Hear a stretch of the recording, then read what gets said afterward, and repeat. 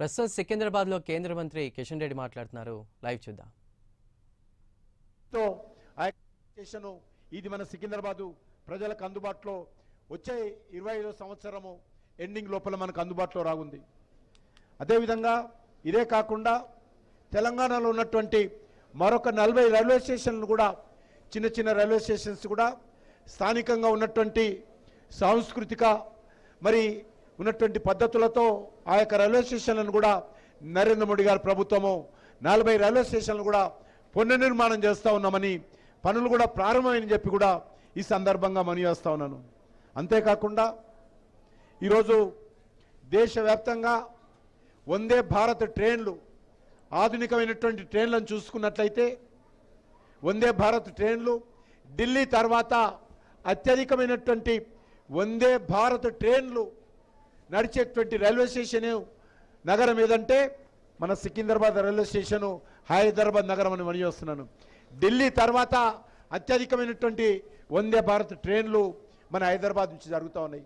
హైదరాబాద్ నుంచి బెంగళూరు కావచ్చు, హైదరాబాద్ నుంచి వెంకటేశ్వర స్వామి తిరుపతికి వెళ్ళేటువంటి భక్తుల కోసం తిరుపతి కావచ్చు, విశాఖపట్నం కావచ్చు, నాగపూర్ కావచ్చు, ఈ యొక్క వందే భారత్ ట్రైన్లు మరి 5 ట్రైన్లు ఈరోజు మరి జరుగుతున్న విషయాన్ని సందర్భంగా మనవేస్తున్నాను. ఒక నాగపూర్ తప్ప మిగతా అన్ని రైళ్లు కూడా 100% ఆక్యుపెన్సీతో వందే భారత్ ట్రైన్లు కూడా జరుగుతూ ఉన్నాయి. ఈ యొక్క నాగపూర్ రైల్వే ఏదైతే వందే భారత్ ట్రైన్ ఉందో దాని విషయం కూడా ఆలోచన చేస్తూ ఉన్నాను, అని చేస్తూ ఉన్నాను. అంతేకాకుండా మరి కాజీపేటలో 520 కోట్లతో రైల్ మ్యానుఫ్యాక్చరింగ్ యూనిట్ ఏర్పాటు చేయడం జరిగింది. ఇక్కడ వ్యాగన్స్ ఉత్పత్తి కావచ్చు, అక్కడ రైల్ ఇంజన్ల మ్యానుఫ్యాక్చరింగ్ కావచ్చు, కోచెస్ మ్యానుఫ్యాక్చరింగ్ కావచ్చు. ఈ యొక్క వరంగల్ కాజీపేటలో ఆ యొక్క పనులు దాన్ని కూడా ప్రధానమంత్రి గారు స్వయంగా వరంగల్కు వచ్చి దానికి భూమి పూజ చేశారు. ఆ యొక్క మరి రైల్ మ్యానుఫ్యాక్చరింగ్ యూనిట్ పనులు కూడా చాలా వేగవంతంగా జరుగుతూ ఉన్నాయి. అది పూర్తయితే 3000 మందికి ఉద్యోగాలు లభించేటువంటి అవకాశం ఉంది. అంతేకాకుండా ఈరోజు మనకు మనవి చేస్తూ ఉన్నాను, ఈ యొక్క రైల్వేలకు సంబంధించి మరి ఈరోజు అనేక రకాలుగా నెట్వర్క్ విస్తరించేటువంటి పనులు ఈరోజు మనం చేస్తూ ఉన్నాము. ఈ యొక్క తెలంగాణలో భద్రాచలం మల్కనగిరి మధ్య 170 కిలోమీటర్ల రైల్వే ప్రాజెక్టుకు నరేంద్ర మోడీ గారి ప్రభుత్వము 3వసారి అధికారంలోకి వచ్చిన తర్వాత ఆ యొక్క పనులను కూడా ఆమోదించాలనే విషయాన్ని ఈ సందర్భంగా మనవి చేస్తూ ఉన్నాను.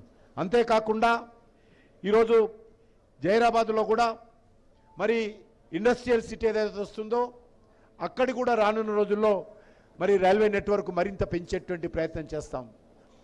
ఇటీవలనే కేంద్ర ప్రభుత్వం క్యాబినెట్ మన యొక్క 12 ఇండస్ట్రియల్ సిటీస్ దేశంలో మంజూరు చేస్తే అందులో ఒకటి జైరాబాద్కు మన కేంద్ర ప్రభుత్వము జైరాబాద్కు ఇండస్ట్రియల్ స్మార్ట్ సిటీ కింద ఇవ్వడం జరిగింది.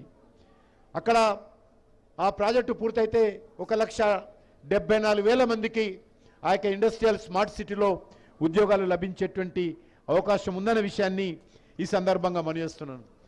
తెలంగాణ రాష్ట్రంలో ఈరోజు జాతీయ రహదారుల నిర్మాణం కావచ్చు, రైల్వే నిర్మాణం కావచ్చు, చాలా వేగవంతంగా ఈ యొక్క ట్రాన్స్పోర్ట్ నెట్వర్క్ ఇన్ఫ్రాస్ట్రక్చర్ యాక్టివిటీ పూర్తి చేస్తూ ఉన్నామన్న విషయాన్ని ఈ సందర్భంగా మనవి చేస్తున్నాను.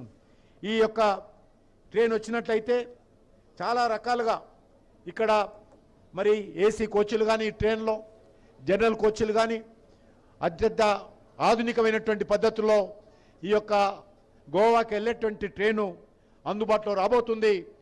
ఇది ప్రత్యేకంగా హైదరాబాద్ లాంటి నగరానికి ఎంతో ఉపయోగపడుతుందనే విషయాన్ని ఈ సందర్భంగా మనవి చేస్తూ రానున్న రోజుల్లో ఈ యొక్క తెలంగాణ రాష్ట్రంలో రైల్వేల నిర్మాణం కోసం నరేంద్ర మోడీ గారి ప్రభుత్వము పూర్తి స్థాయిలో అంకిత భావంతో అభివృద్ధిలోకి తీసుకొస్తామని ఈ సందర్భంగా నేను మనవి చేస్తూ మరొకసారి south central railway general manager, మిగతా రైల్వే అధికారులకు, అదేవిధంగా రైల్వే శాఖ మంత్రి అశ్విని వైష్ణవ్ గారికి, భారత ప్రధానమంత్రి నరేంద్ర మోడీ గారికి తెలంగాణ ప్రజల తరఫున, గోవా ప్రజల తరఫున హృదయపూర్వకమైనటువంటి ధన్యవాదాలు తెలియజేస్తూ సెలవు తీసుకుంటున్నాను.